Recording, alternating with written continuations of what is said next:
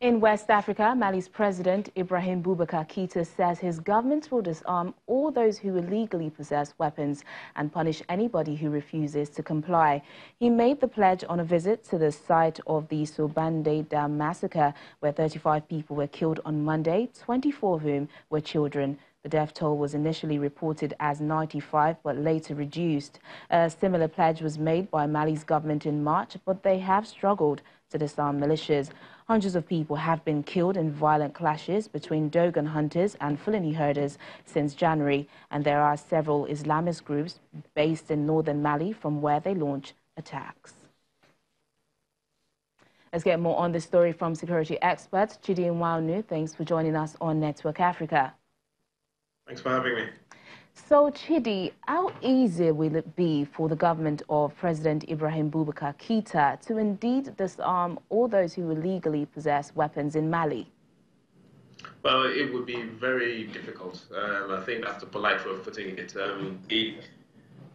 The number of small arms and light weapons, that's just small arms and light weapons, not talking about heavy weapons in circulation, is huge, because Mali is at a crossroads in the Sahel. It's got Libya, it's got Niger, it's got Algeria, it's got Burkina Faso, it's got Ivory Coast. All of these countries have experienced conflict or insurgency, and the conflict in Libya is a huge market for weapons, not just the weapons that were left over from the Gaddafi era, but also weapons that have been pumped in now for the civil war.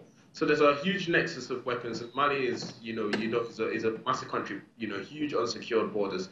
So it's been very difficult to restrict, arms in that country, using any method. Well, in March, the president dismissed 2 top army officials, and his prime minister and entire government resigned following an attack that killed more than 150 Fulani villages. Yet the crisis between Dogon hunters and Fulani herders still persists. How can this crisis be resolved, even as the country battles an Islamist insurgency?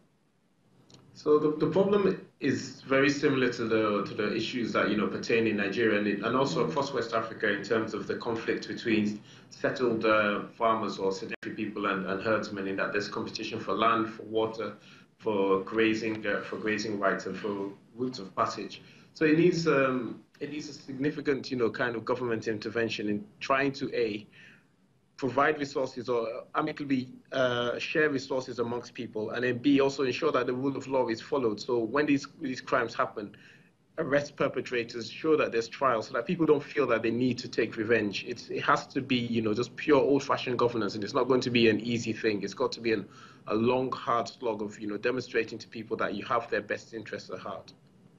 All right, then, security expert Chidi Nwanu, thank you so much for speaking to us on Network Africa.